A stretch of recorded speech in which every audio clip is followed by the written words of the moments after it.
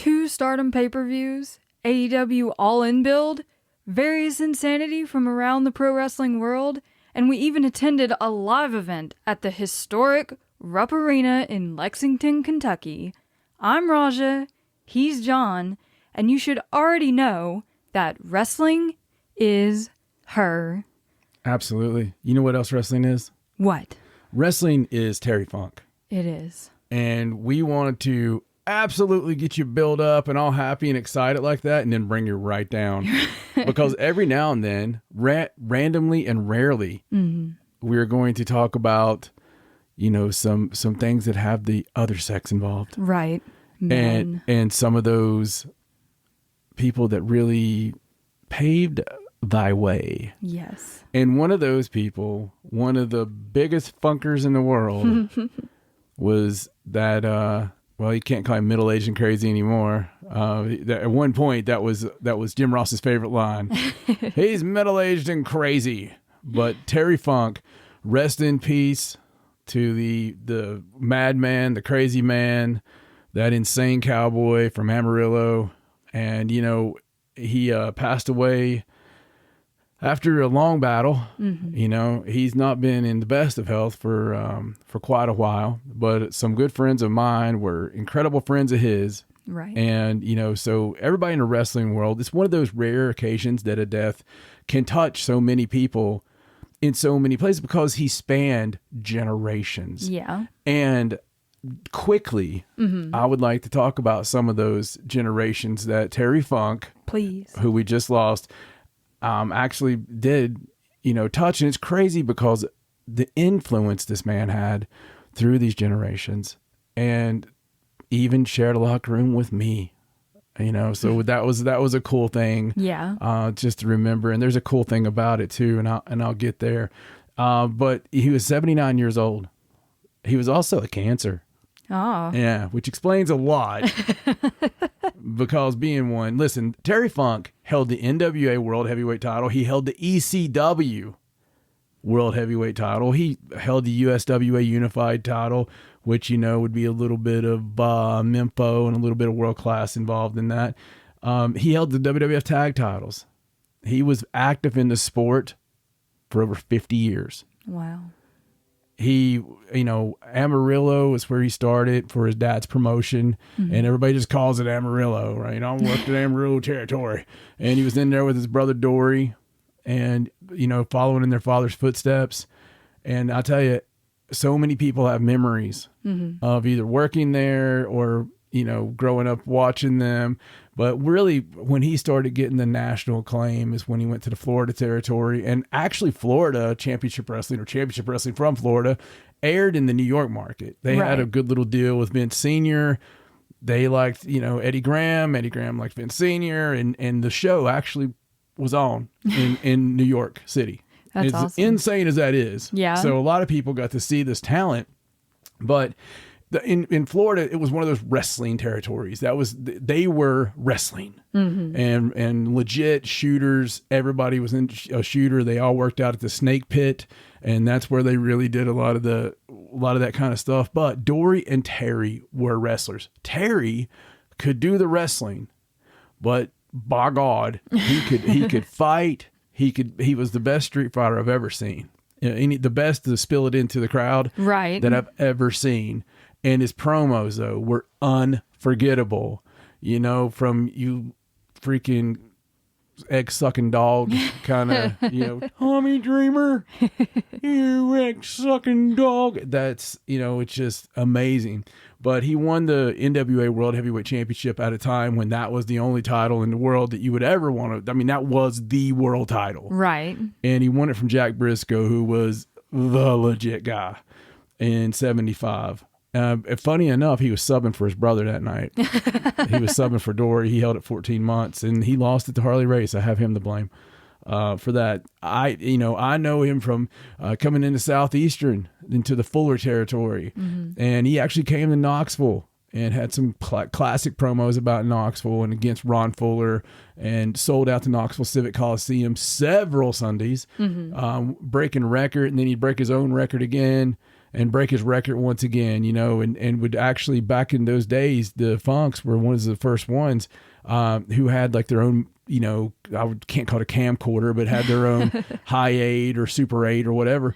And they would film their promos there at the Double Cross Ranch, which is the Funk Ranch. And they would, you know, film their promos and send it across the country. Right. To wherever they were going to be at. So when you were going to face a Funk, you were going to get your promo sent to you from the ranch. It was really cool stuff for TV, you know. Yeah. And back in those days, they would show up for the TV that morning and attack your guy, and then they would run the territory, you know. So be there for a week, just like, you know, if they weren't the world champion, do it like a world champion, because they were an attraction to have, you know, Dory or Terry.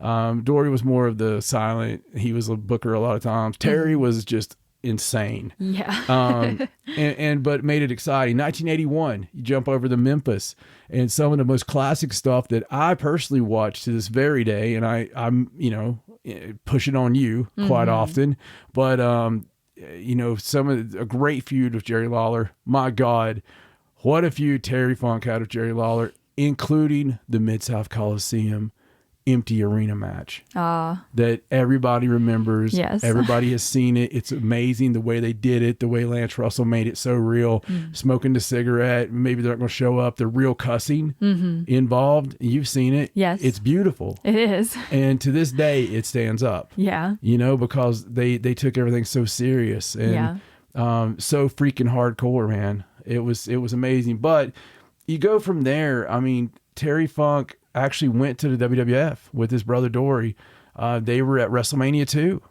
You know, they didn't call Dory, they called him Hoss. Dory Funk, legend. Hoss Funk.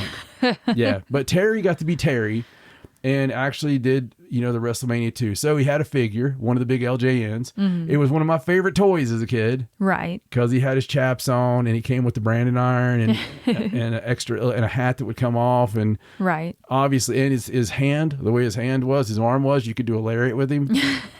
So I would just have him do, since I couldn't do the Funk leg lock or anything, I could do you know, that. I couldn't do the spin a toe hold very well with him, but I could do this. All Japan Pro Wrestling. I mean, from like 72 to 91, he and Dory, you know, had feuds with Hanson and Abby and freaking Bruiser Brody. All the legends of All Japan, they were part of the legends of All Japan. It was amazing because one of the best things ever in WCW after it, you know, transitioning from NWA to WCW, 1989 was Ric Flair's banner year. That was the year with the trilogy of the Rick Steamboat and Ric Flair. One of those matches, because you can't do Steamboat and Flair forever, had Terry Funk as a special judge, you know, at ringside in case it went to the time limit. Right. And Terry also did a little commentary and stuff, but Terry come up there and he was congratulating Rick at the end of this classic, and he's like, well, you know, maybe I can get a shot at that title, and Rick was more like, yeah, you've been in he had the serious Ric Flair voice, right? Yeah, you've been in Hollywood there, pal, you know. And he didn't like it. Terry Funk comes after him and did this pile driver on live television, Clash of Champions, on a Sunday afternoon. And pile drives Ric Flair through the wooden table, back when wooden tables were wooden tables. Right. And you didn't see that every day. And it was scary, and it was awesome. He had his tuxedo on, and it was just amazing. But that made this blood feud, and they went to have an I Quit match. They almost got off network TV because building up for it, he put a plastic bag on Ric Flair's head to suffocate him and caused all kinds of ruckus. But that's insane. They had their I Quit match, and when they had their I Quit match, Meltzer gave it 5 stars. That was the kind of thing that Terry Funk did. But Terry Funk, you know, he would go from there. Terry, he was always somewhere, but he went to IWA. Which is the King of the Death match. Right. So a tape that any tape trader in the world had in the 90s.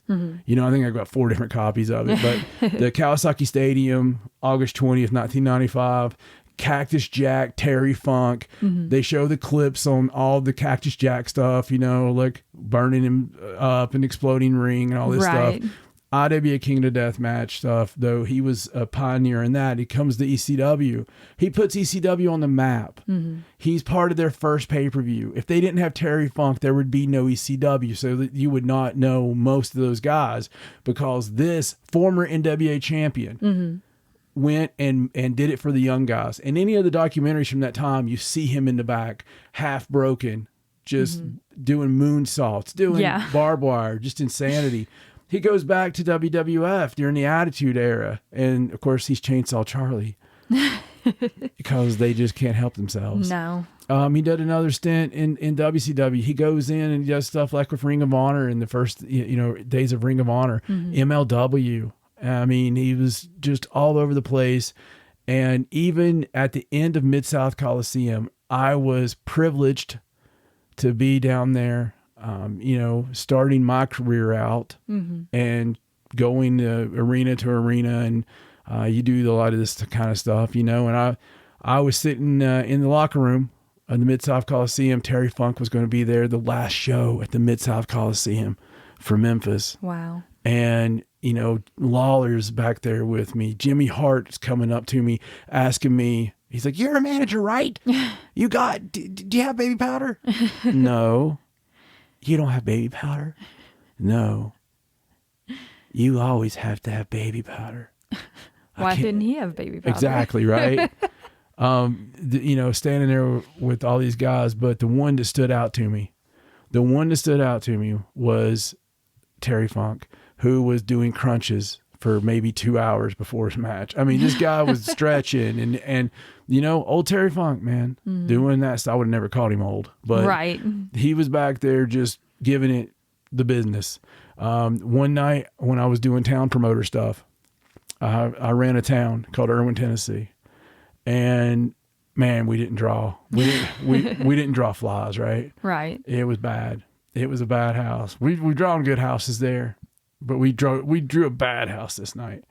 So I'm riding with Bo James, pulling my ring, and Bo's like, "Hey, I got somebody here that wants to talk to you about it," because I was depressed. I was down, and it was freaking Terry Funk. Oh my goodness! And he berated me and cussed me out in a fun, loving way, right? And told me I better man up, basically, because I'm the one that ran a dumb one horse redneck town on this, not using this, blah, blah, blah, blah, blah. Right.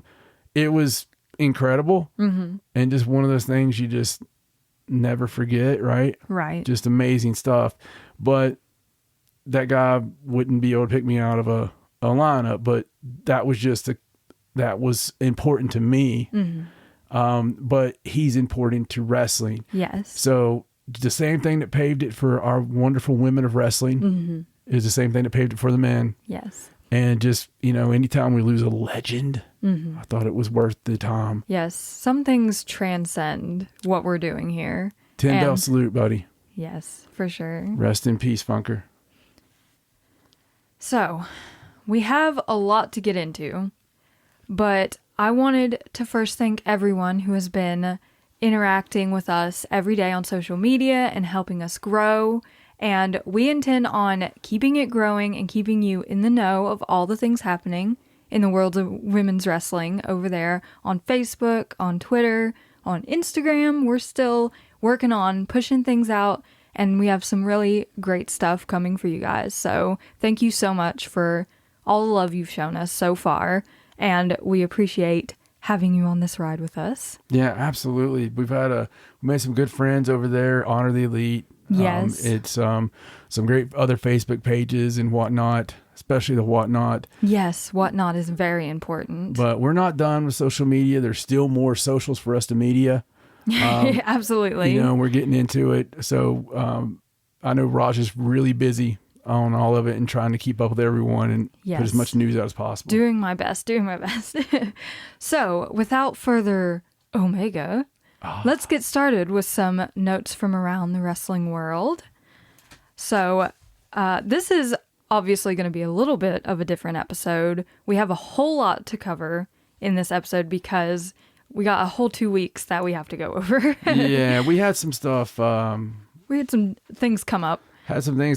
So we had to miss a miss a week there Yes. with the best of intentions every night of doing it, but Absolutely. there But was some things happen. So and with so much going on, it's almost difficult to find a stopping point in the middle just to even to record, because there's just something going on at all times and you don't want to miss anything. right, So we are not going to miss anything, and we're going to make sure that you have everything you need to know. absolutely. Starting with a few little things that have happened here and there.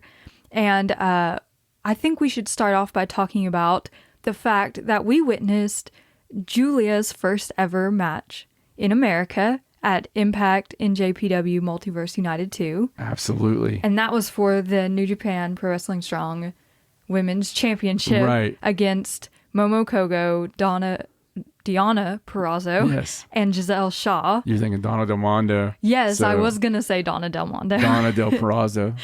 Giulia versus Donna Del Mondo. Dun, dun, dun.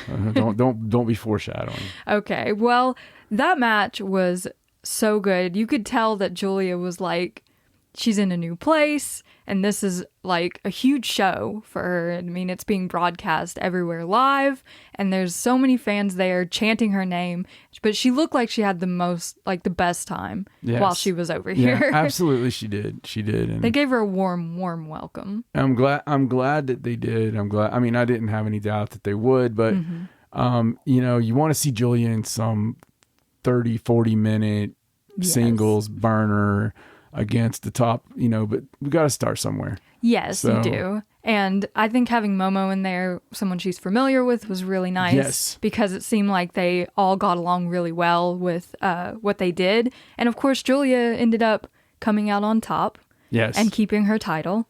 Thank goodness. She Yeah, hasn't had it very and long. She didn't win with the Glorious Driver, but she still got to do it. No, she got the pin on Giselle Shaw and then drove Momo Kogo where she belongs. So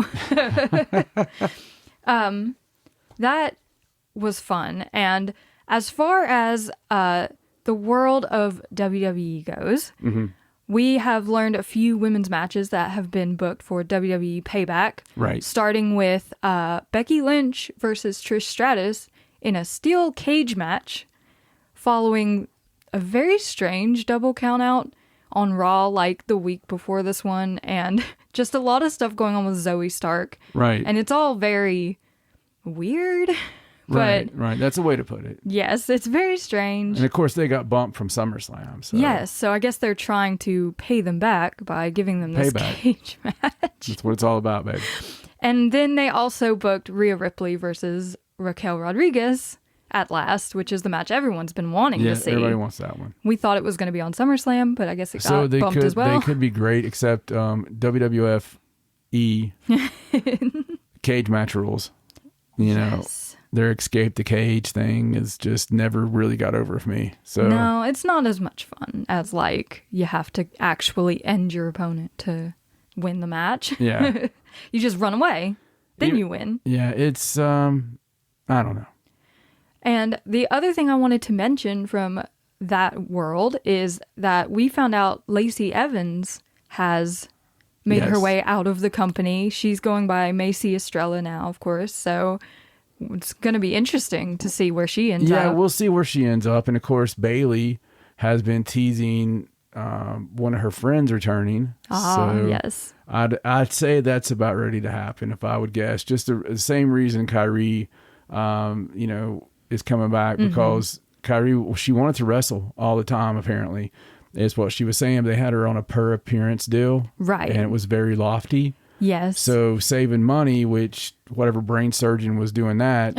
I mean, hey, I'll just call it like it is. yeah. If you got, Kyrie Sane, however you want to call it, well, my God, you got to use her. You got to lock that down. You got to use her in this per appearance thing. I get it, but she's wanting to wrestle a whole lot, and so Yeah. I'd say she's going to have a huge push. Apparently, she's seen what happened with Io Sky and was very excited about that. Well, who wouldn't be? That really made her sign, and so maybe she'll have a good feud or something with Right. with Io. I mean, I wish the best for it. It can only improve everything. Yeah, absolutely. Having some of that, and who wouldn't want to see two Stardom girls?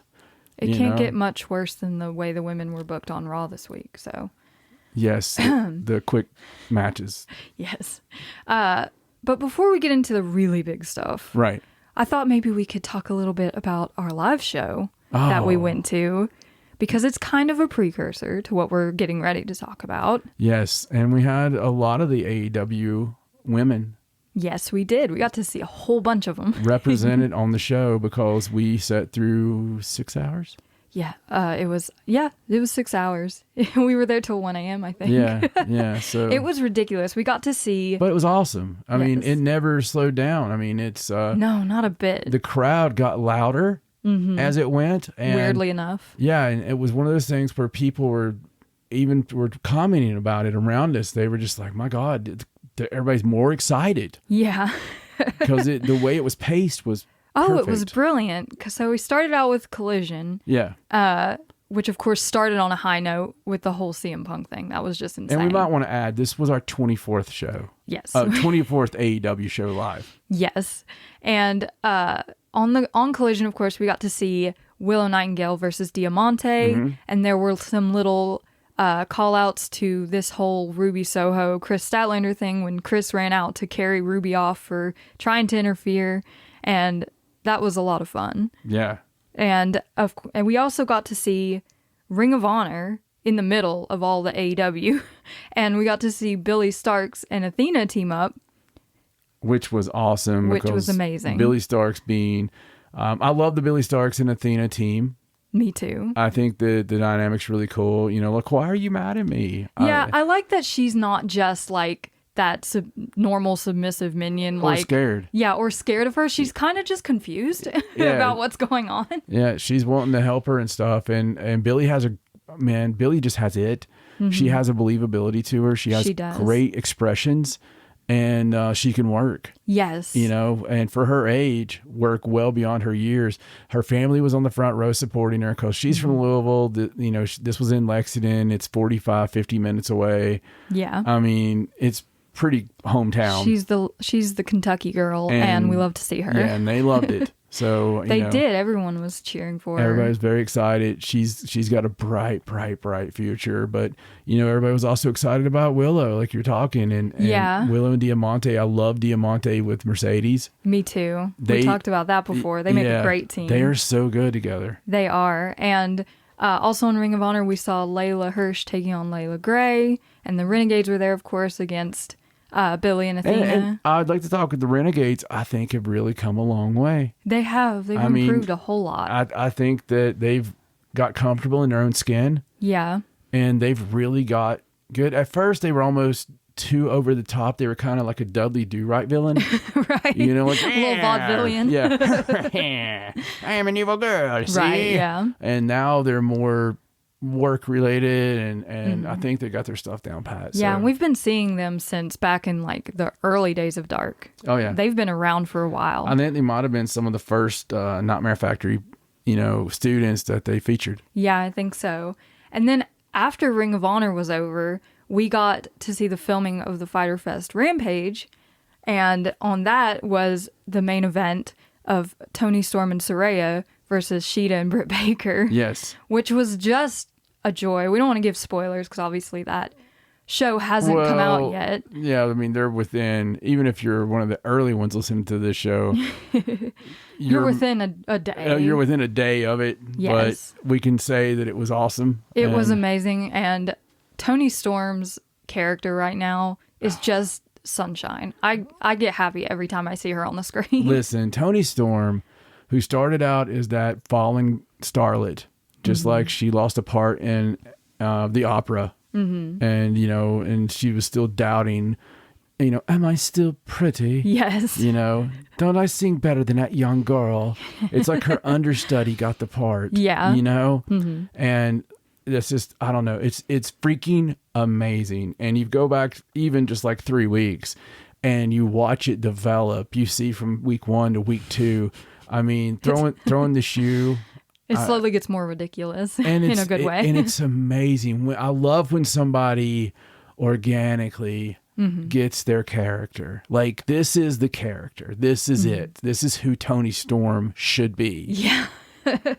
And she doesn't want to address, obviously, the elephant in the room of her and Saraya having to go against each other. She's just like, how dare you question our friendship? Yeah. But There was a little chippiness there. It would almost have to be, I would imagine this turns Saraya. Maybe. Well, even on a work rate level, you kind of want your heel to be the work rate. Yeah, that's true. And you got to imagine, if Tony doesn't get the belt back, how nuclear is she going to go? Right. And if this is what she's like now. So I firmly believe we're going to see Jamie. I hope so. Come she's out. there. I think she's not going to work, but I think she's going to come out at some point. And I also think we're going to get Jade. I think we're going to get... just surprises. Yeah, well, I think we're going to see Jade. I think we're going to see Chris. I think we're going to see everybody. Right. In Wembley in some capacity. I would be kind of upset if we didn't have another women's match. Yeah, me too. I've been waiting for it. We've got the 4-way. Yeah. But we have so many talented women with Athena. You know, we have the Chris belt. We have there's a lot of stuff that can be done. Yes. There's so many pieces they could put into place. So, just have something else with a woman in it. So I'm really hoping. And you know what's really crazy is we've got other stuff built. I know. There's like stuff that's built that hasn't come to fruition yet. I'm assuming they're saving some of it for All Out. But there should be at least one other women's match on this pay-per-view. Yes. Even on 0 Hour. Yeah, even a battle royal or something. I mean, anything. And I'm good with it. But there has to be another women's match. Yes, I agree. And speaking of Wembley and All In, we wanted to take a little time just to talk about it because it's such a big deal. And like we said, it's the biggest wrestling show by numbers of all time. And it's also the biggest show ever outside of WWE, which is a huge deal. It's a humongous deal. And, we talked about how things transcend this show and what we're talking about here. And this, for wrestling, men or women, is a milestone that you just can't overlook. Yeah. And I've also think that people being people are idiots. And as a general rule. And a lot of people online who have online opinions have, quickly shit on stuff that they shouldn't have shit on. Right. And because it's like, that wasn't what I wanted to see. Get over yourself. Right. It's I hate the negativity. I hate the pissy ass attitude about stuff. Enjoy it. Just watch it or don't watch it. It's even the Will Ospreay, wanting to see Will Ospreay Omega. Yeah, I'd like to see it every day. Yeah. But do you know how long it probably takes to recover from an Omega Ospreay match? We just had one. Yeah. But the thing about it is, I think the third one of that trilogy will probably be at the Tokyo Dome. If they're smart. And, to give the really complete a story, to put it in there all the way. But this, as we get to the Jericho Ospreay, has really been built now perfectly because of, they didn't give it a chance to give the reasons. But, I think they're out there. This whole card, with the exception of some injuries, happen and, take Danielson out of it and things that anybody can't help. It's an incredible card. It is. And it's very well built. Yeah. And it's going to do what every one of the AEW cards do. It's going to blow everybody's mind. Yeah. Like, you guys need to stop counting your chickens before they hatch. Okay. There's not been a single AEW pay-per-view that hasn't been incredible compared to anything else that is offered. Yeah, especially wrestling wise. Yeah. If you like good wrestling, these pay-per-views give it to you in spades. Yes. And this one, this biggest wrestling event in history, is gonna deliver. So you just have to give it a chance. As of time of recording, this is coming Sunday. There's over 80,000 people in there. The biggest attendance of all time for a pro wrestling show, except for people having guns to their head and having to go to that one in Korea. It was forced. The government made you go. I just wasn't expecting you to say that. Well, it was the truth. I know. Sorry. Okay, so should we talk about this card? Yes. For just a moment. Please. Starting with 0 Hour. We only have one match announced for 0 Hour. I don't know if it's going to be the only one, but I wouldn't be mad if it was. For the Ring of Honor tag team titles, Aussie Open versus Better Than You, baby. Yes. And of course, Adam Cole proposed this match quite unexpectedly. And it makes us feel some certain ways about what might be going on here between Adam Cole and MJF. So basically, it's because MJF has faked being nice before and has then rubbed it in our faces. He's made everybody gun shy about it. Everybody kind of tongue in cheek thinks that he's going to turn on Adam. Yes. The whole thing about it is everybody also loves MJF because, like him or not, he puts on some of the best matches that you'll ever see and some of the best promos that you'll ever hear. So he's a student of the game. And I don't personally think, and I know you agree with me, that it's going to be MJF that turns. No. We think it's going to be Adam, that it's some huge plan that he has concocted this whole time with his friends. Conspiracy. Yes. So we'll see what happens. We don't want that to happen. No, we'd rather everyone stay friends. Yes. And maybe they could go against the kingdom or something instead of Adam planning this whole time with the kingdom. Absolutely. I don't know that they're going to win the Ring of Honor tag team titles from Aussie Open. Well, if they keep this going, then they will. And you think this is going to telegraph a whole lot, this match? if something happens that could have went either way in that main event, but you've got how are they going to coexist tag champions? Right. You can really milk to the next level of the story. Yes, you can. You could still have Better Than You, baby, just in a different capacity. Right. So then we have the Golden Elite, Kenny Hangman and Kota Ibushi versus Jay White, Juice, and Konosuke Takeshita. So Bullet Club Gold Oh, gosh. has been the biggest surprise of the year. Yeah. And you talk about, we all knew Jay White was going to come to AEW, and we hoped. Yeah, no, I was pretty sure Jay White was going to WWE. We hoped that Jay White wasn't going to be lost in a shuffle. Yeah. And Jay White made sure that Jay White was not lost. Oh, Jay White is the man. Yeah. Okay? Like, he knows what he's doing in there. Yeah. And he's gonna make you watch and listen. And he's made the Bullet Club Gold made up of people that other people might not have given a chance beforehand. And he's elevated them to this superstardom. I'll say this, and I want to say this. I want to give another peek behind the curtain. Okay. Since we've already done that on the Yes. show. Being with my good friend in New Japan Pro Wrestling's Chase Owens. Chase was kind enough to let me go with them and be backstage in the Hammerstein Ballroom in New York City for New Japan Pro Wrestling. I got to go backstage at DCW Arena for New Japan Pro Wrestling, and we were in Boston as well. During that tour, especially staying in the heart of New York City in the hotel with the New Japan guys, Right. walking the streets of New York from Hammerstein back to out the back door of Hammerstein back to the hotel, which we actually walked with Kota Ibushi back to the hotel, and Right. as he sold his leg the whole time, Right. because it's Kota Ibushi. Yes. Nobody around, He doesn't do anything halfway. and he was still selling. Anyway, Unless there's glass in the ring, and then maybe. when we went out the back door of the Hammerstein, Jay White was the world champion at the time, okay, in New Japan. And he carried himself, even around just the boys, he carried himself like the world champion.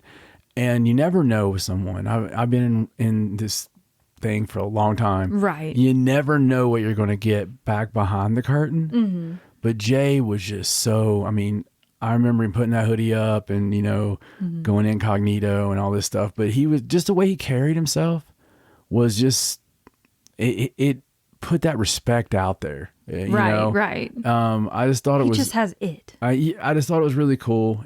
He had a certain aura about him, and that really does carry over. What they have done with Bullet Club Gold is magic. Juice Robinson has freaking...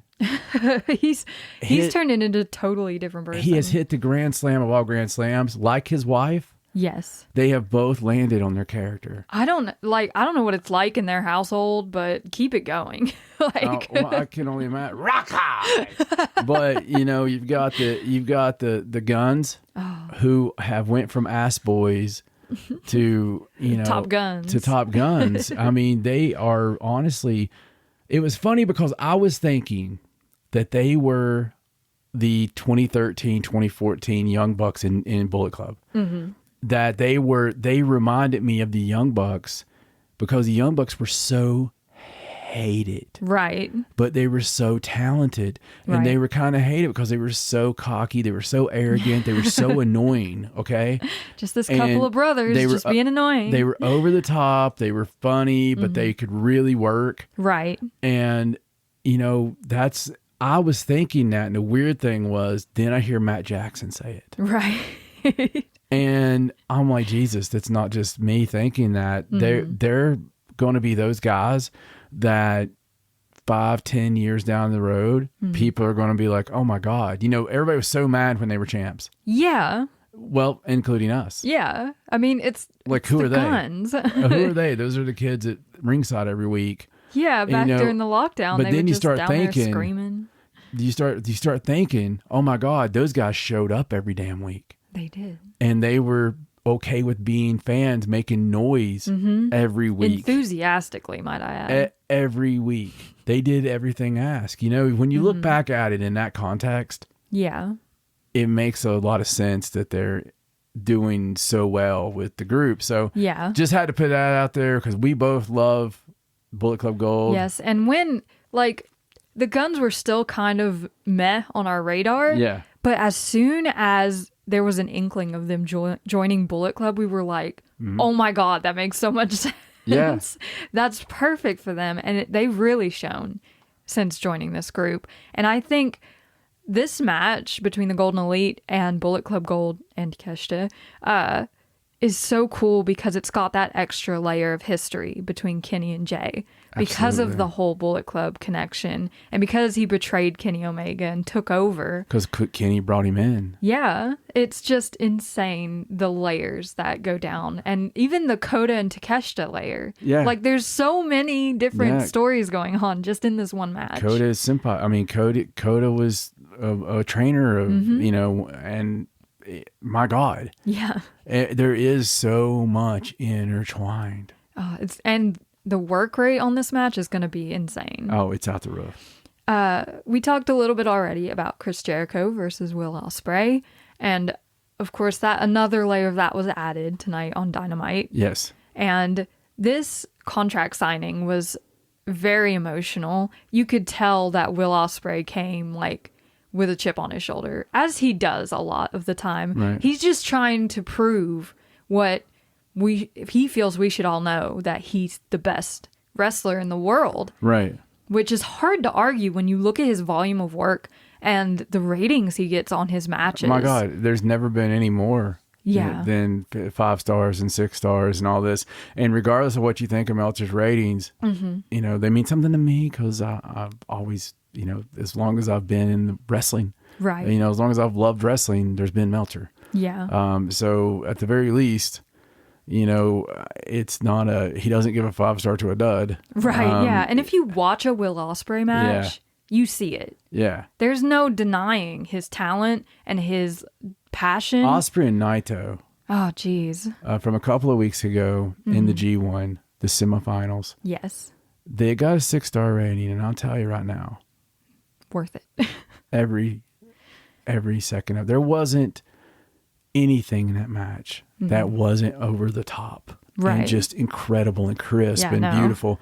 The layer of this match that I love, other than you got the Don Callis thing and was Chris Jericho and his promo, right? Because everybody kind of gave that collective, Jericho's put himself with Ospreay and Right. Nothing exciting about this. And until you start thinking, but wait a second.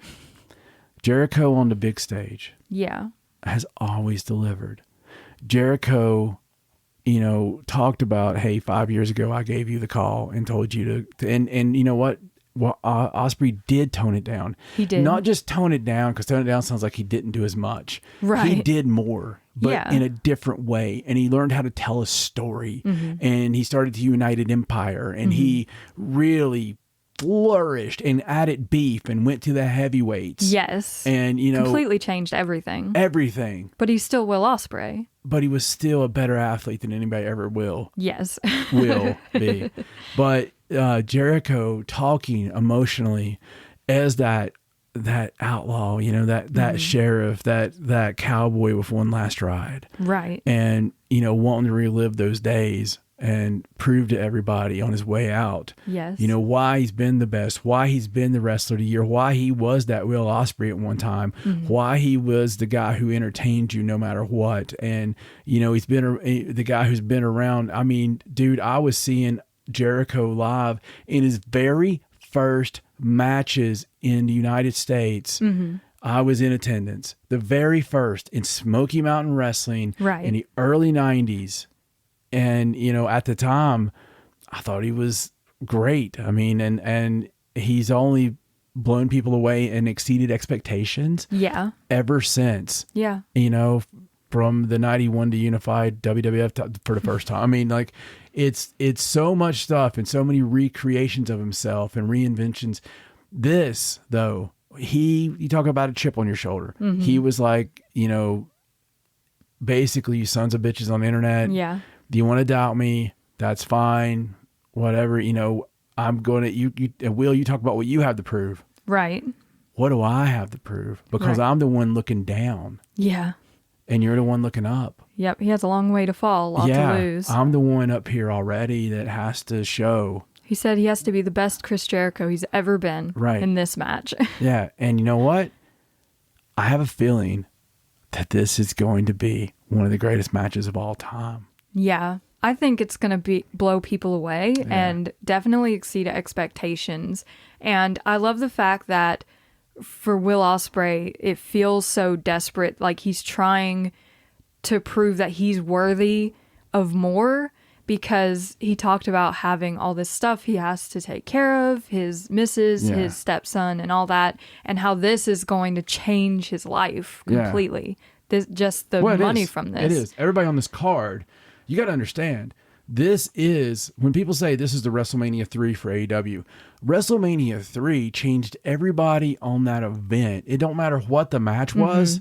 It don't matter if it was a stupid multi-man or whatever. Right. Because other than the, 80,000 people, no, it's 93,000 on the damn, it's not. It's other than the 80,000 or whatever, 75,000 in the Silverdome. Right.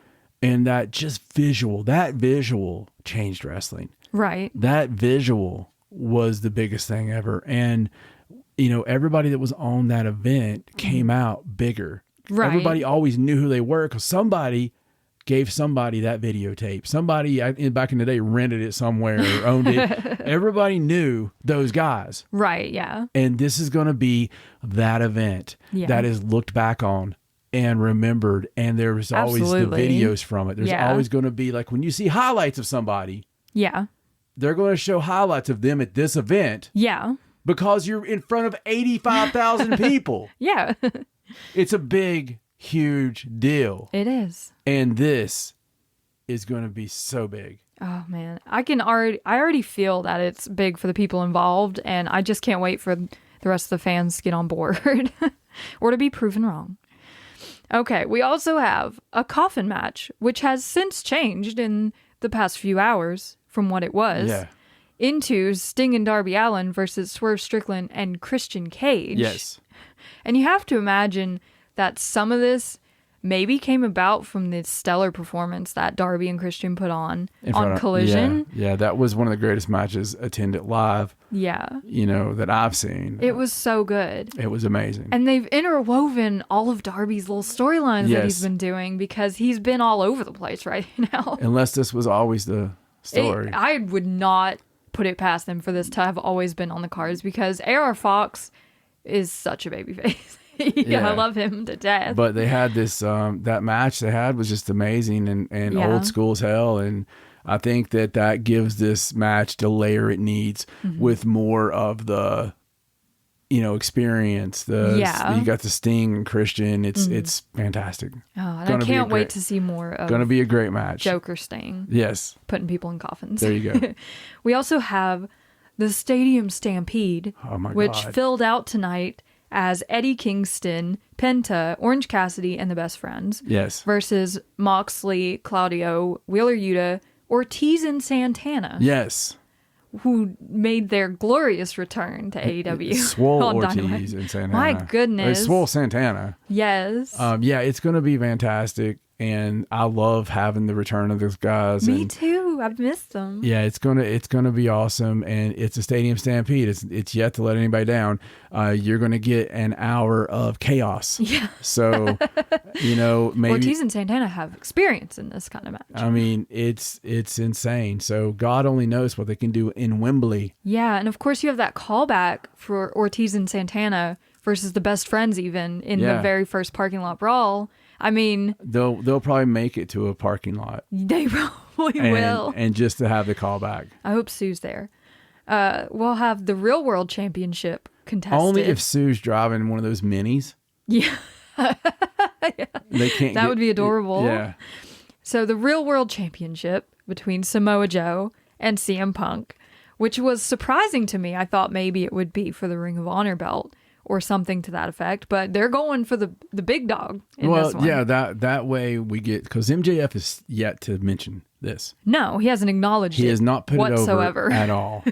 Which I feel is by design. But yeah, it's totally by design, because the last thing we had with them was the dog collar match. Yes. That was epic. Yes. And and the epic promos and all this stuff. So I like it being cooled off. MJF has been a little distracted lately. It needs to be. Yes. This is CM Punk and Samoa Joe. I don't see how it could, What more do you need to say? I don't say, especially on this stage, again, in front of these people, it's going to be fun just having 85,000 people booing Punk. And shouting Joe's going to kill you. And then chanting CM Punk. Because everybody initially wants to be like, boo, I'm supposed to be mad at you. Right. And then they're like, I really like this guy. Oh, he's really charming. CM Punk, charismatic. CM Punk. Oh, goodness.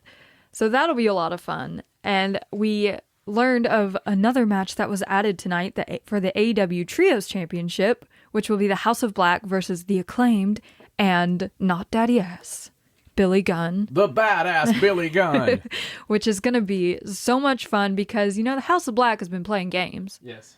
And they have pissed all over the legacy of Billy Gunn, as he put it. Yes, they have peed all over him. And he's not happy. No. And the Acclaimed were not happy. They didn't even rap when they came out. No scissoring. No, I like that. I like the fact that They're very serious. that they were serious about it. This is going to be another one. It's another one's got a lot of build. Yeah. A ton of build. They've been going at it for a while. I think there'll be surprises in almost all these matches. I think there's a potential for it. Yes. I think this will be a title change. Ooh. If it's not a title change, it's definitely going to have something crazy to it. Right. But I really do think that you have to change the titles here, or you have to have some kind of turn.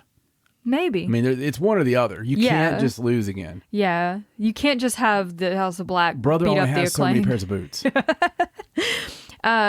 The tag team championship match between FTR and the Young Bucks. Of course, match number 3, the rubber match, to see who is the best tag team in the world. So with all the backstage brawl out crap that everybody's talked about for a year, obviously this one already has a built-in story. Oh. This one already has, who's your friend? Here's my friend. They've already got the, will there be cheap shots? Will there not be? All this stuff.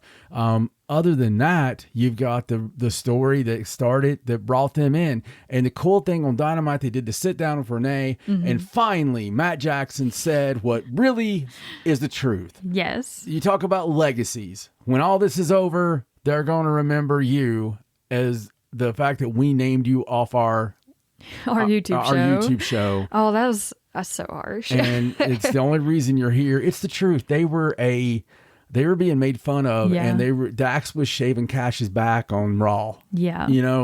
That was what they were doing to them. They went from that to having 3 championships at the same time in AEW. So they owe a lot, I think. and during the 3 championships at one time, people were like, well, they're not being used correctly. It's like they never are. It's just one of those things. The revival, the whole fuck the revival thing was hilarious. It was. And because people were talking about, and obviously the boys were a fan of their work, or they wouldn't have done that. Yeah. And so it's really been a wonderful thing. I think they're all 4 professionals. Yes. I think that no one needs to worry about what's going on in Cash, because listen, man, from all accounts, Dax and Cash are really great guys. Mm-hmm. And I think they're just trying to not play the middle. I shouldn't say it like that. Right. But the accounts have been that they've went to the guys and they're like, look, everything's cool. And I think it's going to be a really good, solid, hard hitting, it's going to be amazing. The cool thing about these guys, and listen, I'm the one who never put over the people who are always like the best tag match of all time was Kenny and Hangman against the Bucks. For me, the best tag match that I've seen in AEW was actually the first FTR and Young Bucks. Yeah. I love the fact that when Cash Wheeler went into their wheelhouse, he got beat. Yeah. And they pretty much had it in hand. And then desperation made him do more of a flippy do. Yeah. And he got beat. The psychology to that was brilliant. It was. And I cannot wait to see what they do in this match, because when you get these 2 teams in the ring together, you're cooking with fire matter what. And then I hate to say it again, put 85,000 people. Yeah. who are they going to chant for? You got to think, man, listen, when you got people, and don't let it kid you, if you're not worried about your legacy, you don't belong here. Right. And you wouldn't have made it here through the sacrifices that you have to make if you didn't give a damn about your legacy. All these sons of bitches care about their legacy. They do. And when you got 85,000 people out there, your legacy is pretty damn important. So it's going to be that kind of thing where everybody is as pretty as they can possibly be, as stepped up as they can possibly be. The entrances alone. I mean, I'm just excited. Me too. We have 2 more matches to talk about here. The women's championship match. Finally. The 4-way. Yes. Save the best for almost last. Hikaru Shida versus Toni Storm versus Britt Baker, DMD, versus Saraya. And of course, this goes back with the tradition of the 4-way match, even all the way back to the first ever All In, which started AEW, where we had Tessa Blanchard, Chelsea Green, Madison Rayne, and Britt Baker. Which we just rewatched. In a 4-way match. Yeah. So this kind of upholds this tradition and let's that tell we them, have. We just rewatched that match and we were expecting it to be clunky. Yeah. And that damn match was great. Oh, it was amazing. And Britt was on fire. Dude, Britt was really good. She was. And I'm expecting nothing but like insane performances out of all 4 women in this match. Yeah, I hope that Saraya is able to, because, I think that she just, maybe because of the injury, I mean, come on, career threatening. Yeah. You're scared about that. Yeah, and she's only had a handful of matches. It seems, and this is not a criticism, but it seems that some of the strength is not there. She's a little hesitant, I think, because maybe she has that in the back of her mind. Obviously, she got hurt. I'm hoping that this is that performance that really gets her motivated, and not that she's not motivated. You know what I'm trying to say? Yes, I understand. That really gets her all the way there. Yeah. And I hope that Britt has the Britt-worthy performance that we know she can have. That we know she can have, and we want her to have in front of everybody. So maybe Jamie will come out and help her win. There you go. Is it time for another Britt Baker title run? I don't know. I don't know. It's hard to say. Yeah. She'd have just got that belt. And then in the main event of the biggest wrestling show in history for the AEW World Championship, the Triple B, MJF versus Adam Cole. Baby. Which just reeks of shenanigans. So we don't know. I mean, it's one of those things. They've built it up as much as you can build this up. Yes. If you'd have told me a year ago that I'd want to see a match this bad between them two, I would have called you a liar. Yeah. To your face and laughed at you, spit on you, told you to leave my house. Right. They've done a great job of making me want to see it, if nothing else, but because of the intrigue. Yes. That's what makes wrestling beautiful, because even when we get to the main event, sometimes when you get to the main event, you're like, okay, this will be a great match, but I'm not really, there's nothing that's exciting me at this point. Right. This one, you still got questions left on the table. Oh, yeah, absolutely. All the way to the very end. And I'm hoping this damn thing ends with a big, huge surprise and a cliffhanger. And I'm sure it will. Something that keeps people on that lets you leave. It's how you leave them that counts. Yeah. You got that in your mind. You always remember the last thing you saw. Right. So that's all anyone's going to be talking about, basically. And even without all the story, the match we saw between them, the time limit draw to begin with, was such a good match. Yes. And it started all this off, and it's only grown from there into this crazy thing that they've nurtured. And now it's just out of their hands, I think. It's gone completely mad. It's their version of Bloodline. It's amazing. Yeah, it's their Bloodline story, because it's such a great story that's drawn everybody in, and people want it to continue. I love the natural feel of it, and how they've portrayed MJF and Adam Cole. Yeah, almost switching personalities in a sense. They have swayed you. They have swayed you to loving MJF. Yes, and not wanting to have his little heart broke. No, that's how good. Yeah, that's how good of a job they've done. I don't want MJF to get hurt. Because 3 months ago, you wouldn't have pissed on him to put him out of fire, Yeah, right. Yeah, he's completely turned a new leaf, and I believe him 100%. Yeah. So, we're excited about that, obviously. And I guess next week we'll have full updates for you, and we might just come and scream into the mic, depending on what happens. Yes, there you go. There you go. So switching gears. Back to a regular scheduled program. Yes. Of Wrestling is Her with your host, Raja. Hello. We're here to talk about some Stardom. And I'm here just to put in little quips. Good Lord. Okay. Stardom has been on a roll. Because, Epic. We're in the middle of a big tournament right now. Epic. We're halfway through the 5-Star Grand Prix. We've done the first month. We still have a full month to go, buddy.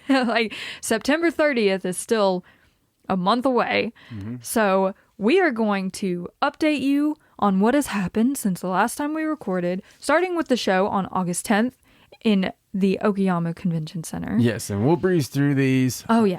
Unless it's something you need to hear about, you need to discuss. Yes. Or we need to discuss. If it was something epic, you got to go out of your way to see, is how we decided to really go through them. Yes, because there's so much. Yes. So, on this card, we had Momo Watanabe and Rina versus Hanako and Hina versus Mei Sarah and Megan Bayne. And Mei Sarah and Megan Bayne won this match with the F5 in 8 minutes and 3 seconds. Mei Sarah is my... Oh, he loves Mei Sarah. She is like the golden child right now. Keep your eye on her. She's a star. We had Mina Shirakawa, Mariah May, and Waka Tsukiyama defeating Miyu Amasaki, Azumi, and Utami Hayashishita with the Happily Ever After Tombstone in 9 minutes and 13 seconds. Mm-hmm. So, I just want to point out there was a moment in this match where Mariah May and Utami were in the ring together, and Mariah May was vicious. Yes. I don't know. I don't know if Utami decided to take the night off or what, but Mariah May was giving it, and she was not inclined to give it back. Mariah May is one thing throughout this tournament that she's done is proven herself as being more than just a beautiful lady. Yes. And talented and entertaining and funny, but she's an ass kicker. Absolutely. So, the rumor right now is that AEW is looking to sign her. Mm-hmm. So we'll see. We'll see. And of course, we also have a lot of animosity between Mina and Azumi. Every time they're near each other, they just brawl. I don't know. We saw Tam Nakano, Sariano, and Yuna Mizumori defeat Maika, Tekla, and Giulia with the Northern Cross in 9 minutes and 43 seconds. Then we had Momo Kogo, Saya Ida, Hanan, Koguma, and Hazuki, basically all of Stars, winning over Konami, Amisori, Mirai, Saki Kashima, and Shiri. And you heard that right. Sorry. Konami. Yes, we were surprised. Yeah, so it was quite the ordeal there after that match. It was, yes. Konami, of course, God's Eye lost this match, clearly. Yes. And Konami was not very happy about that, losing her first match back in a while. And we're not so sure we don't agree with Konami. Yeah, because she pointed out, she kind of asked the question, she's like, Shiri, what is she doing in God's Eye? What is Saki Kashima doing in God's Eye? Because this is a faction of fighters. And it's very clear to me that Saki Kashima is not up to that level. Right. The same level as the rest of us. Yeah. And she don't train. Yeah, she sits out of her training. She runs away in the ring. Right. She loses matches. Right. And Konami didn't take very kindly to that. But Mirai decided to take up for Saki. And this is great, guys, because those Mirai fans of you, yes, you're going to love this. Yes. She was like, I'm pissed off now, okay? Yeah. You don't get to talk about my friends that way. And I know you are upset because we lost, but you've been gone for a while, and this is how we do things now. And we're a team, and we should act as one. But if you want to talk so big, maybe I see you looking at this white belt that I have. Maybe we should have a match for it. Yeah. She's like, we'll just see who's right here about the future of God's Eye. I think that this is one of the things I love about Japan, and I love about the Warriors. I feel that Mirai feels that the gods know that she's right. She does seem that way. This white belt will not go to someone undeserving. Right. So I will fight you trial by combat. Yeah. And the gods will make sure that I win because I'm the right one. I mean, I know that's not what's said. In my mind, that's what's happening. It feels that way. Mirai baby-faced my brain. Yeah. When she stood up for Sari and she, said the things she did, and oh, God dang it. You don't question the leadership of Shiri. I already liked her work because she's a hard hitter. She's a killer, yeah. And so I already liked her work. So this kind of got me. Yeah, and this was a really good match anyway that you should watch if you're something just about Konami on there. It just makes me dislike her. She is crisp in the ring, bro, okay? But I'm not talking about her wrestling. I'm talking about kayfabe here. I'm talking about like in kayfabe. Yeah. Like she's a good villain. She is. She's just got that. You like to hate her. Resting death face. Yeah. Yes, I understand completely. So in our first tournament match of the night, we had Suzu Suzuki defeating Natsuko Tora. And this match started kind of weird because Suzu decided to drag Natsuko Tora out like during her entrance instead of letting Tora do her own entrance. She just pulled her out to the ring. And there was a lot of chicanery with Rina and all that, of course. Shenanigans. And an exposed turnbuckle, which the ref was like, Rina, why are you messing with the ring? And Suzu used the kendo stick on Natsuko Tora and ended up beating her with the German suplex hold in about 8 minutes. So it was a nice little match with a lot of stuff happening. Yeah. A lot of things going on. Yeah, it was there. And Suzu is, I think, convinced now that she's going to win the entire tournament. She is convinced of that fact. I think she's batty. She is. She's great. Yes. But she's still cooking. She is. There's still a few things that I see the greatness, but I also see the fact that there's still a few things left to grow. Yeah. She's definitely still in the oven. She's getting there. Yes. Then we had our main event, which was one of those that you need to go dig up and find right now. Oh, yeah. And go watch it as soon as you hear this. Yeah, right this second. Mayu Iwatani versus Natsupoi. Oh my God. I mean, the insane spots that they pull off in this match. Like there was one with just like a forearm into a back kick, into a release suplex, into another suplex, where they just multiple spots like that, where they would go back and forth just hitting each other to the upteenth degree. Like they did not let up on each other the whole time. This match, Natsupoi has been really on the fact of Poi has been wanting to be seen as strong. Yes. And stronger than she was before, because Poi was always beat upon. And, you just remember like her series with Tam, and it's always been about gaining respect for her. She is smaller. She is the sweet little fairy. Yes. But, Poi is a warrior. Oh, absolutely. And she has the heart of a warrior. And I think she just wants that respect. And this against Mayu, I mean, all the girls respect and love Mayu and want to impress her. Yeah, she's the Stardom icon. And this was very much that. This shocked Mayu Iwatani, who I think she maybe didn't take Natsupoi as serious. Probably not. as what Natsupoi was taking herself as. Yeah, Natsupoi has really turned it on this summer. Sometimes the scariest thing that can happen to somebody is confidence. Yeah. And I think determination. I think in her arc right now, she has developed this confidence. Yeah.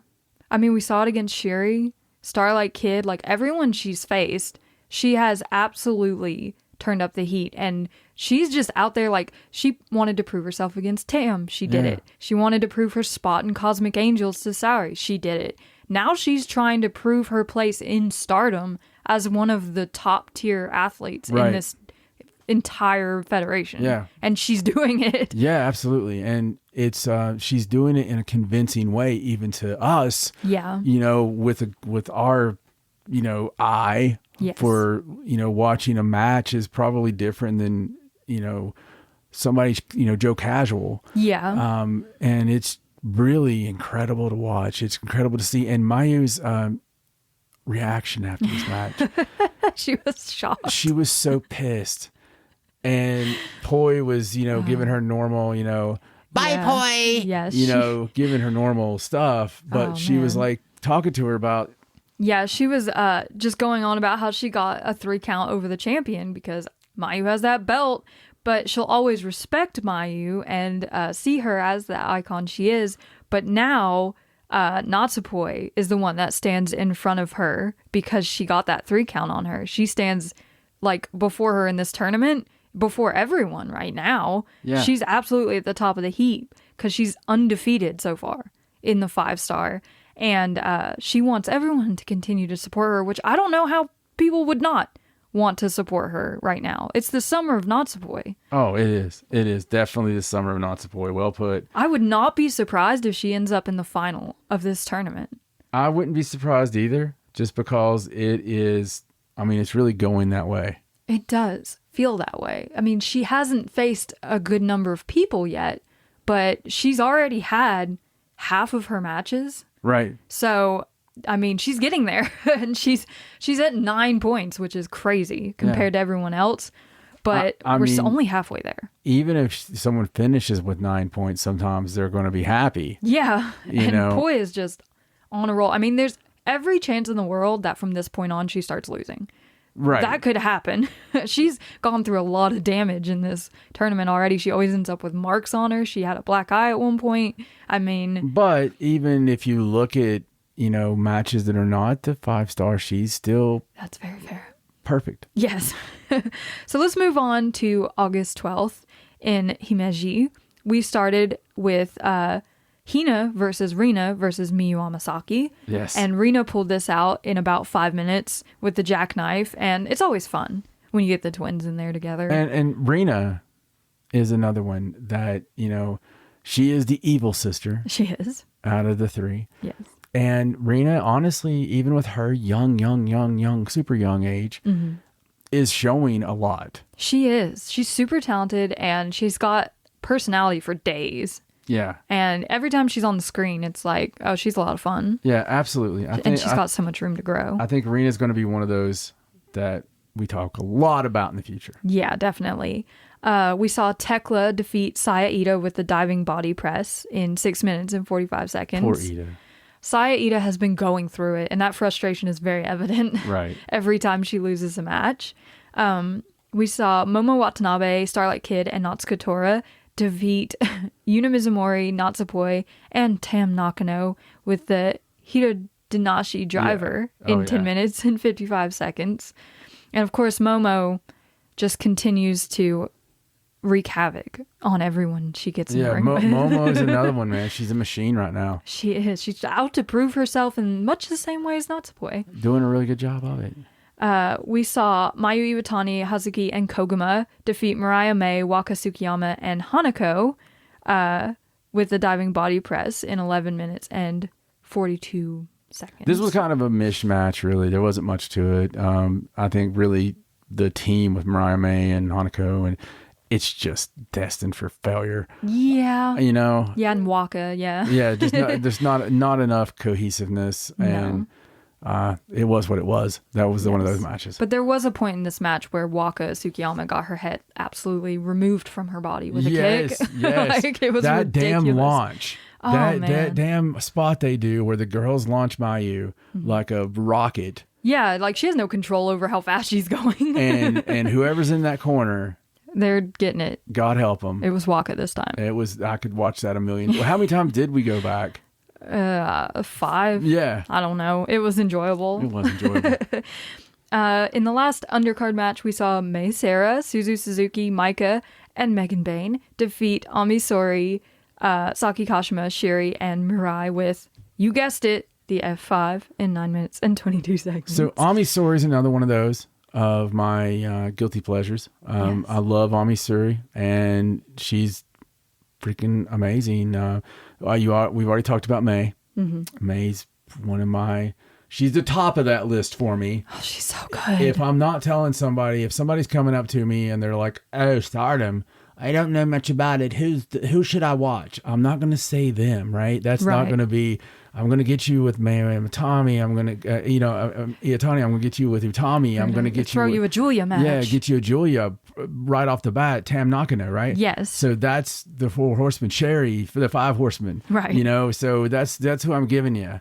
And then I'm going to give you these others. But they're in the other list. My God, it's just that level of people that... Yeah, this is like the once you've settled into Stardom and you know what you're watching, you need to see these people. Absolutely. And there's so many of those people. There really are. There's like a whole roster of those people. Absolutely, man. When I do a top 20 of Stardom, it's hard. It is. It's ridiculous, the amount of talent that they so have. Good. And I just want to point out something fun that we've come up with as we're watching God's Eye. We've decided that they're the Blackpool Combat Club of Stardom. So, of course, Shiri is Bryan Danielson. Yes. Mirai is Jon Moxley. Yes. Ami Sourei is Claudio as the powerhouse. Right. And Saki Kashima is Wheeler Yuta. And if you know, you know. That's just something some of our fun that we enjoy while we're watching. We have a lot of fun when we watch everything. Our tournament matches for this night started with Hanan defeating Azumi with a backdrop driver in 11 minutes and 2 seconds. So that was a surpriser to me. It was. And this match started a little bit clunky. Like they were trying to figure out, Hanan was trying to figure out what she was doing. Azumi's usually pretty crisp, but they got into it there near the end. Like they finally found the pace they needed, and they picked it up. Hanan warmed up.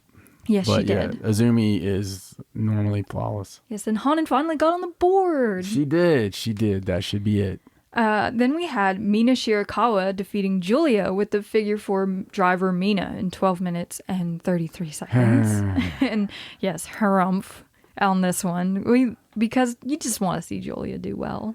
And again, I think that, I don't know. Mina's good, man. But she's good. I think that I think the difference is a mile. I would have to agree. It's just... Mina has this violent streak to her, which is really interesting to watch when she turns that on. But there's just this disconnect. This was like the night of underdogs. Yes, almost. It was. And then in our main event, we had Utami Hayashishita defeating Saori Anu. And they mentioned that it's Utami's 5-year anniversary of wrestling. Which is unbelievable. It is unbelievable that she's only been in it 5 years. Saori Anu, man, she's good. She is, but her little streak had to come to an end eventually, I think. It did. Everybody can't be undefeated, right? Right. And this is her first 5-star Grand Prix. I got you. This match went 13 minutes, though, and these two, think about who it is. Yes. Saori Anu and Utami Hayashishita, murder each other. And, Utami was selling, and Sarianu tried her best, but she just could not get it done. Utami is so good, but if I had any criticism, I've seen you sell enough. Yes. Go beat somebody up. Yeah, please. We want to see you work more. Yeah. All right. Between that and the next night was August 13th, which was Stardom X Stardom 2023. Yes. The big show. My God. And this show at the Osaka Edion Arena just blew it out of the water. Oh my God. Completely. We stayed up live for this match because we're insane and we love Japanese wrestling. Yes. And it did not disappoint. So we started off with the traditional gauntlet tag team match, which was won by Suzu Suzuki and Mei Sarah. Yes. Which we were very excited about. It was your pick. It was my pick. Good job. I wasn't going to brag. Out of 10 teams. Yes. I picked O2 Line. They did terrible.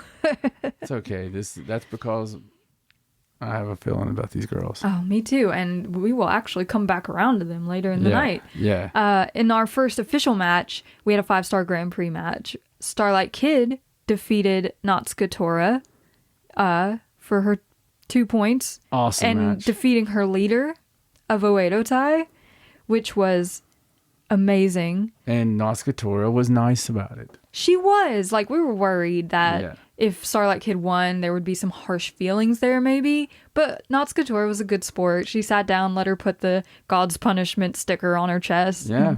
They laughed about it, I mean, she was really cool about it. And that was something maybe one day to play into things. But right now, it just seemed like, Tora was fine. Yes. And SLK is on a good roll to maybe get that match win on the last night.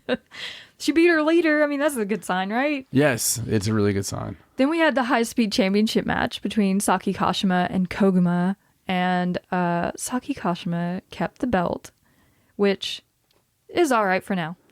It's fine. She gets in there and wrestles when she has to. Mm-hmm. And Koguma tried her best to overcome the Saki-isms, but she couldn't do it. No. And after this match, of course, Mei Sarah ran out. She ran. I saw her from the back. She was ready to challenge. And as soon as she got out there, Saki would not let her talk. Yeah. And she just explained politely to her that she's giving the next chance to Momo Kogo. And then she left. Right. And Mei looked so sad. So obviously, Mei Sarah, we're setting up for her to have a high-speed run. Yes, which she should. And when she does, she's going to be one of the most dominant champions ever. It's the question of how long it's going to take for her to finally get that championship match. It's fine, as long as she's in the mix. So after that, we had the Goddess of Stardom Championship Tag Team match, where Natsupoi and Saori Anu defeated Mariah May and Mina Shirakawa to become the 29th Goddess of Stardom champion. Yes, and I think that this is, as much as everybody loves Rose Gold, I think this was great because it was coming. I like the story. I like everything we've come through to get to this point. And because Poi had to get Saori Anu on her side. Yes, and I think their teamwork worked. Poi. I think Poi needs a belt. So she has one now, and it looks good on her too. Does. And of course, after this match ended, Suzu Suzuki and Mei Sarah came running out. Just the match later, and actually got the chance to challenge for the Goddess of Stardom Tag Team Championships. And I can't wait to see that match. Oh man, these four in the ring, just Natsupoi and Mei Sarah in the ring, honestly, together would be insane. Yeah. But all four of these girls together, that match is going to be fire. My God, this is a great match. Yeah, it really is.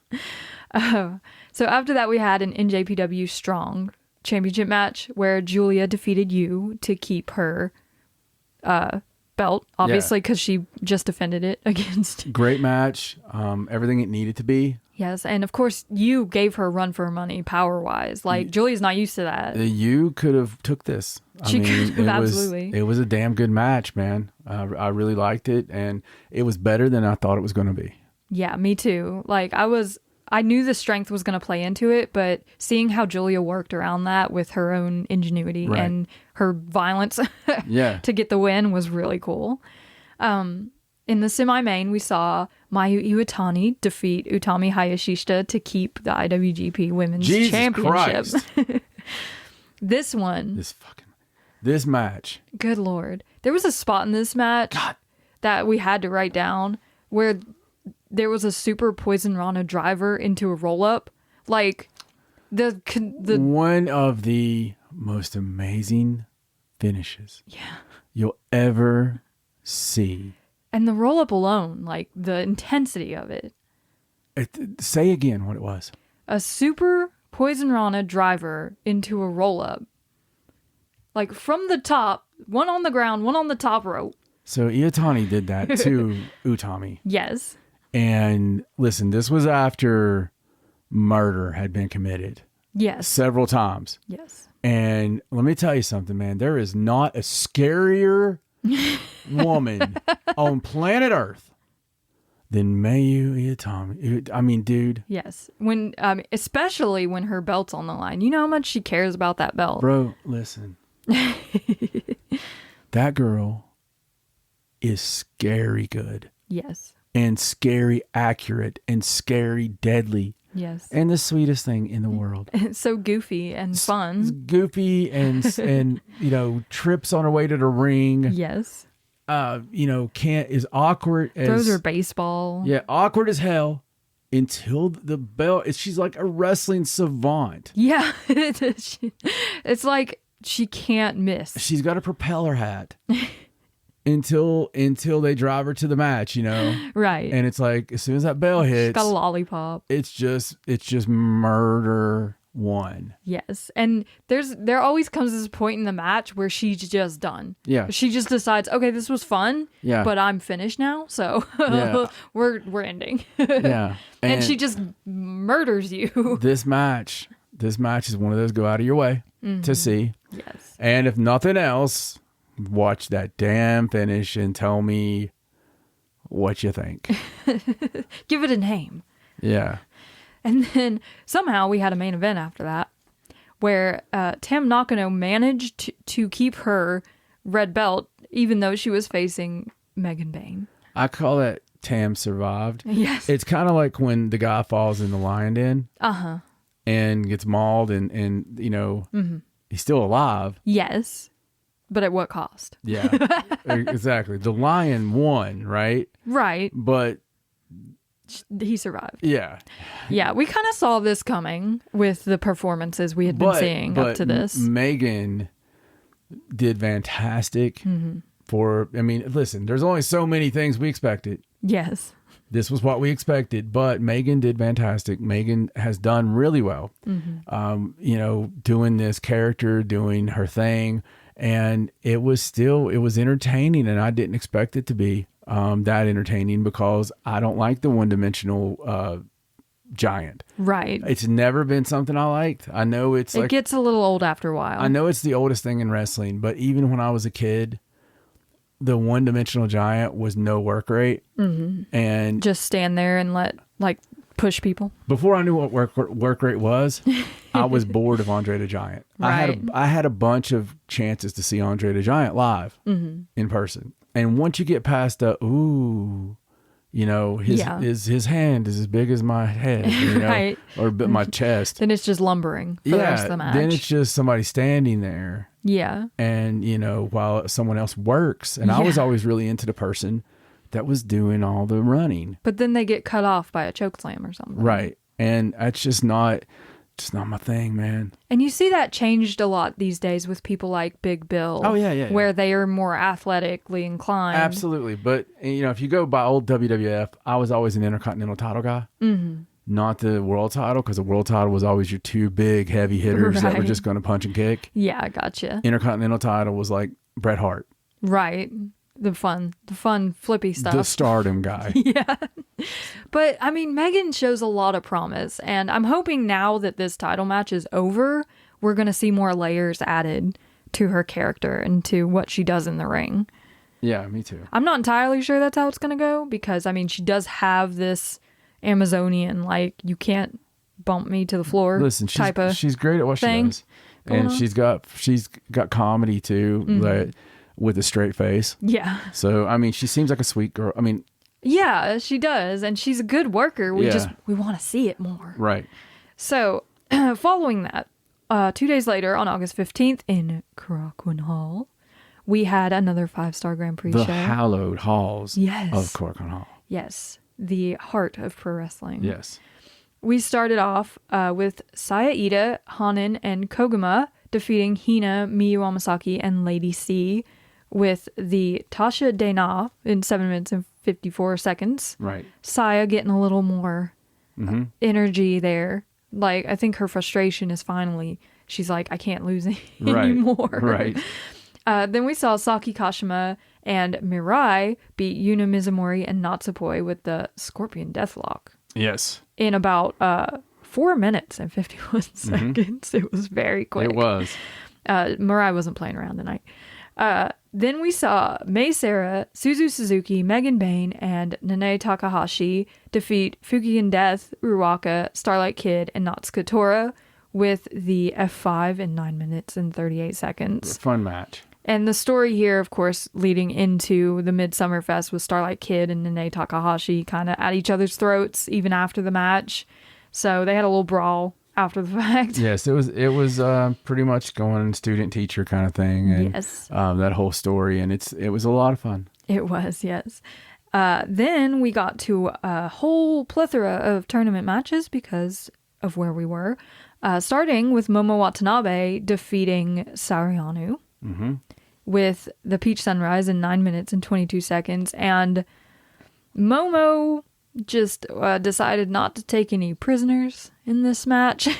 Yeah, this was a hell of a performance by Momo Watanabe. And again, it's kind of the theme with her for this tournament.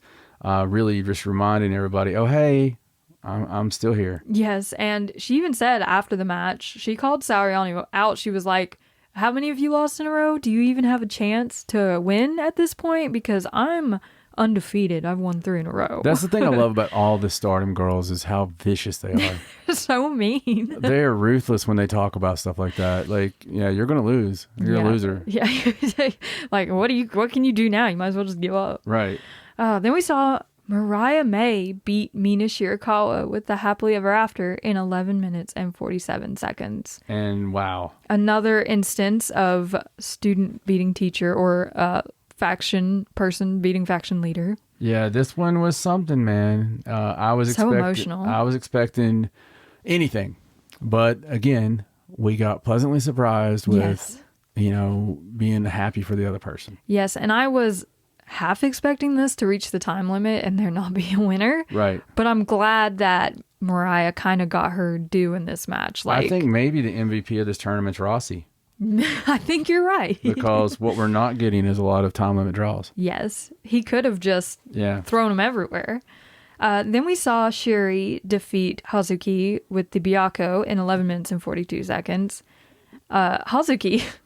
She really, really tried to outmatch Sherry with the ferocity and she's got an attitude sometimes when she's in there because I think she has a lot to prove after her past. Right. But Sherry is Sherry and she's not going to take that lying down. So she turns on her little Sherry flip that I love and just kicks the crap out of you. And that's about it. That's the best you can say about this. It was really... I wouldn't say it's go out of your way to see. No. At all. It wasn't Shuri versus Natsupoi. And honestly, Hazuki hasn't really turned that on yet for me. No, she hasn't done very well in the tournament. Yeah. She's still sitting at 0 points. Yeah, but I'm looking forward to it. I think it's going to happen. I'm sure we'll see it out of her at some point in the next month. Then we saw Mayu Iwatani versus Tam Nakano in a time limit draw. Yeah. But... well justified time limit draw. I mean, you had champion versus champion. Exactly. And it was a hell of a match. Oh my God. I mean, it's 2 of your top stars. This one, I would say to go out of your way. Yeah. If you have the time to just go watch a Crocodile show, go find this match and watch it. And then in the main event, which almost felt like it shouldn't be the main event after that Tam Mayu match, was Azumi beating Utami Hayashishita, which was another person beating their faction leader. And of course, this one had a lot of story, which is why it's the main event. Right. Because you've got Queen's Quest versus Queen's Quest, and you've got the assumed leader of Queen's Quest after Momo left defeating the one that actually won the leadership in the match. But 2 years in a row. Yeah, 2 years in a row is weird. And it took her about 10 minutes. And Azumi, after the match, mentioned that right as the finals coming up, it's coming up to her 10-year anniversary in wrestling, compared to what we just had, Utami's 5-year anniversary. So she wants to be the youngest winner of the 5-Star Grand Prix for this 10-year anniversary of wrestling. And, I mean, she's not quite up there yet in points, but that doesn't mean she won't get there. She's not out of it. I mean, she's as alive as everybody else. It makes me wonder if she might have a little pent-up frustration about Utami getting the leadership over her, but it didn't. There was no hard feelings or anything after Utami lost this match. No. All the factions are still in good standing with each other. Exactly. Except God's Eye, because Konami. I think we'll get chippier as we go. Yeah, as we get closer to the end and points become higher value and you just need them, things are going to get worse. So we have a couple more shows to go over here, which were not 5-star shows, but they were Stardom shows, and they were excellent. Yes. Starting with New Blood 10 on August 18th, we had Hanako and teaming up with two girls from Wave, Hanoka and Kizuna Tanaka, defeating Amisori, Miran from Diana, and Nanami, who's also from Diana, but she's also a God's Eye member, along with Amisori. And that was about an 8-minute match, and it got to showcase these girls from other promotions, and Hanoka and Kizuna Tanaka were really impressive. Yes. The Wave girls. And it was really fun to see Miran work, because she's obviously at a size disadvantage in there, and it's always interesting to see how those girls go against the bigger girls, especially like Hanako, who's the biggest one in there. Yeah, absolutely. And you know, it was a good match. I love the New Blood events, just to be able to see people, you know, coming on, and these girls were they did a great job. Yeah, it lets you see people you wouldn't normally see. In the second match, we saw Kohaku from Wave defeat Lady C in kind of a surprising upset victory, if you ask me. Yeah. In about 8 minutes, and it was a good solid match. They both have good work, but it felt like a New Blood match. Yeah, it did. It felt like a New Blood match. Then we had Mei Sarah and Suzu Suzuki defeating Hanan and Hina with a Liger Bomb in 7 minutes and 24 seconds. Which was fun, and, you know, the girls are... They're sisters. Gearing up. Yes, it's like they're just taking on little things to get ready for their tag team title shot at this point. Right. We had our Cosmic Angels assessment match. Oh my god. Where Natsupoi pulled out the victory over Yuna Mizumori. This was something. This really was. It was.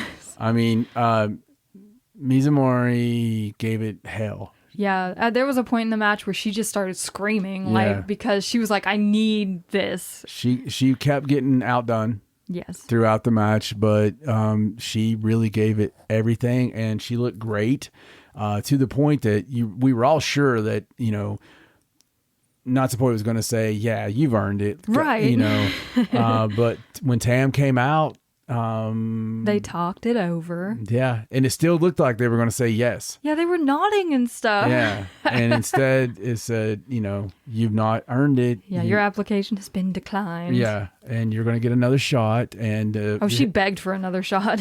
And this sets up something huge for Yuna. Yeah, because she's going to have one last chance to get into Cosmic Angels when she faces Tam Nakano at the next New Blood event. And gets killed. Yeah, basically. I mean, but maybe she'll prove herself this time. I mean, who knows?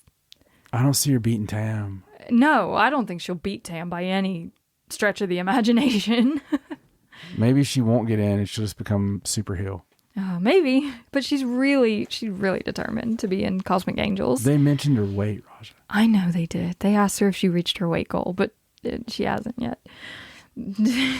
Moving on, Saori Anou defeated Miyu Amasaki in her 6th match of a 5-match trial, which was a really good match. Miyu Amasaki really It was a good match. showed a lot of like what she's learned over the course of this 5-match trial, and she really wanted to beat Saori in this match. I thought it was a great showcase for her. It because was. Otherwise she's not going to be noticed.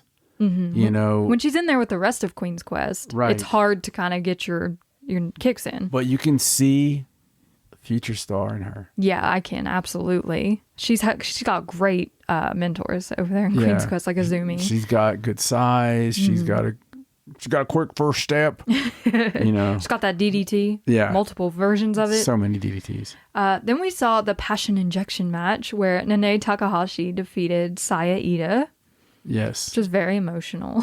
it was. But it was an amazing match. And even though Saya didn't get the win, this went about almost 15 minutes. It was very close to the time limit. Yeah. And afterwards, Saya talked about how she feels, because everyone was chanting for her throughout the course of the match, and she feels that she's fighting with everyone's feelings on her shoulders, and she just wants to make everyone proud. So she's been injected with passion now. She's going to go out there and use it to the best of her ability. Yeah, no, it was really good. And it was way better than it deserved to be. Yes, and now your girl, May Sarah, wants a passion injection match because she wants to get back to the May Sarah she used to be when they fought the last time. And she was so cute when she asked. She was like, no, not right now. I'll let you know. Yeah, no, I mean, and that will be great because it's May Sarah. Yes, and Nene Takahashi is just great anyway. Well, I mean, she's a legend. She's doing the Lord's work right now. She is. She's helping the youngsters. Yeah. And then in the main event, we had Rina keeping her future Stardom Championship over Waka Tsukiyama. And it was what it was. It was Rina and Waka Tsukiyama. Rina looked good. She did. And they had their cute little closer to close out New Blood. Yes. And then on the 19th, it was a busy weekend, okay? On August 19th, we had Midsummer Fest 2023, which was live and felt like a big show, but wasn't quite the same levels like Stardom X Stardom. This was more of a showcase sort of show because they had a lot of Joshi legends on, and it was a lot of fun. Like, it was so much fun to watch. It was a lot of fun. A lot more fun live than you would expect on paper. Yeah, absolutely. So it started off with May Sarah defeating Hanako and Fukigen Death in a 3-way match. And then we moved on to the Stardom sisters, Hanan, Hina, and Rina, teaming up to defeat Yuna Mizumori, Lady C, and Waka Tsukiyama, which is kind of a weird tag team that never teams, but I guess the sisters don't really team that often either. So it was just a fun little showcase to throw the sisters together. And they got the win. Rina didn't even care that Hanan got the win. She was like, don't touch me. Then we had Mina Shirakawa and Mariah May defeating Tekla and Megan Bain, which I believe is Megan Bain's first loss since appearing in Stardom in the ring. I think so. So they were they were really excited about winning this match. Yes. They were very happy with themselves, which I don't blame them. And then we saw Suzu Suzuki and Maika defeating Saya Ida and Ami Sourei. So there was a little bit of like chippiness after this match. So, I mean, Ami Sourei and Maika are obviously two big girls. They're going to want to throw down. Yeah. Yeah, and that's who doesn't want to see that. And Suzu and Maika, of course, have that whole thing going on where they want to beat each other up even though they're tag teaming. Yeah. Oh, goodness. Then we saw Mayu Iwatani and Koguma team up to defeat Shiri and Saki Kashima. So there's like little legends with their teammates, and Koguma and Saki, of course, have their high-speed feud going on right now. And I'm still excited about when we get to see Mayu face Shiri. Yeah, that's when they are in there together, it's magic. Magic. Absolutely. And then we started our little run of Legends matches, which was the highlight of the night for me. And I'm sure it was for you too. The first one featured Ruaka and Natsukatora teaming up with Zap and Dump Matsumoto. What a match. And they defeated Miyu Amasaki, Azumi, Utami Hayashishita, and Kyoko Inoue. Yeah, man. Just seeing Kyoko. Oh, it was so fun. She was so happy to be She there. was so happy, and Kyoko was back at being 20 years old. She makes so much sense in Queen's Quest, too. And she was, doing all the multiple moves with them. And, and Dump was Dump. Oh, God. She was the best part of this match. Tora was the daughter of Dump. Oh, God. They're so similar. And you could see the inspiration. Yeah. It's so funny. It was just a lot of fun. It was this match was not about the moves. No, it was a nod to the ladies that paved the way. Yes. And it was great. And honestly, it was a lot of fun. And yes, you could tell they were having fun, which is the important part. If you didn't go back and take time to learn the legends, which I would implore all of you to do, yes, then maybe wouldn't be as fun. Right. Because you wouldn't really know who you were seeing. Even if you went back and just, hey, I'm just going to go back and watch the 4-stars, 5-star matches, then you're going to love this. So it was really, really fun. In our semi-main event, we had Tam Nakano, I can't talk, Natsupoi and Saori Anu defeating Hazuki, who is teaming up with Takako Inoue and Shinobu Kandori. Yes. Like, what a team, honestly. Yeah, it's... Takako Inoue still has it. She looks great, she moves great, and I was surprised that they didn't take this match. Like, I couldn't believe how good Inoue was. Yeah, it was amazing. I mean, even Kandori got some good stretches in there. Yeah, but Inoue moved like one of the new Stardom girls. She does. And I know she still coaches and all that, but Jesus. Yeah, it was a lot of fun. She was so good. Yes. And then we had our main event. Yes. Which saw Nene Takahashi and Momo Nakanishi, Nana Momo, teaming up with Jaguar Yokota to defeat Starlight Kid, Momo Watanabe, and you. Speaking of someone who still looks good. Oh my God, this match. Holy crap, this match. I don't know what I expected. Jaguar Yokota was in this match. Yeah. That lady is 62 years old. Yeah, but. My God. But she delivered. You tell about the match. Okay, well, you would think that the younger team in this case would have all the showcase moves, but Nene Takahashi and Momo Nakanishi look like a tag team that are like in their late 20s. I don't know. They look like they haven't missed a single step. Like they're going for the titles, and they could right now. Yes, and of course this has been building because Momo is Starlight Kid's trainer, and she had her with her in that match where she faced Nene a while back, and she kind of put this all together. This was her doing. Yeah. So it's her own fault that she lost this match because she should have known. She trains with this woman. Yeah. She should have known how this was going to go because I was so impressed. Oh my God. With Momo Nakanishi in this match, and the fact that her and Starlight Kid both pulled out the same move to try to defeat their opponent. It was so much fun. Yeah. And watching Jaguar Yokota work was just legendary. It was so great. I would go back and rewatch this match. This match had no business being this amazing. No, absolutely not. And it was long. It was a long one. Yes. They were all sweating afterwards. It reminded me of watching All Japan. Like, it really did because of some of the character work. Yeah. And some of the over-the-top stuff. Right. But it also had that freaking work. Yeah. And my God, they really look like they're in modern day Stardom roster. They should be. Bring back Nana Momo. Yeah. I'd proclaim. Dude. Starlight Kid was not happy about losing this match, but I mean, she got her butt kicked. It was fantastic. It was fantastic. And the commentary was fun. Yes, with Momo's husband sitting over there worried the whole time. But I love it. I loved it. It was a really great show. It was so good. Oh, man. So we are currently sitting halfway through the 5-star. Natsupoi is currently on top of the mountain with 9 points. The next one closest to her are Momo Watanabe, Mina Shirakawa, and Natsuko Tora, who all have 6 points. Yes.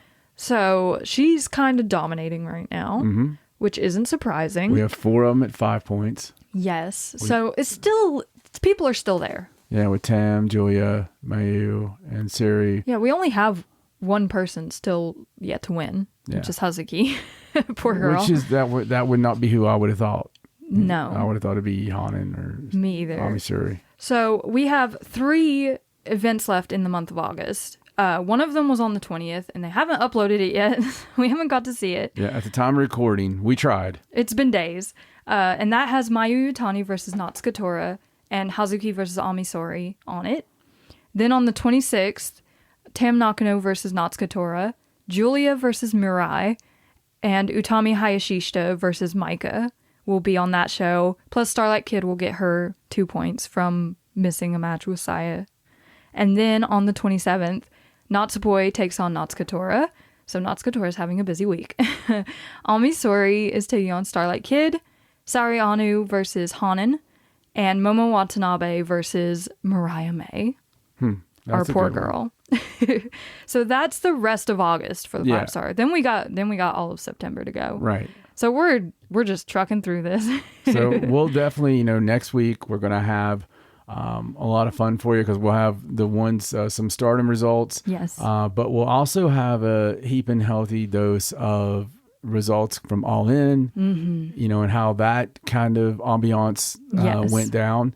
And, whatever else happens in the world of women's professional wrestling.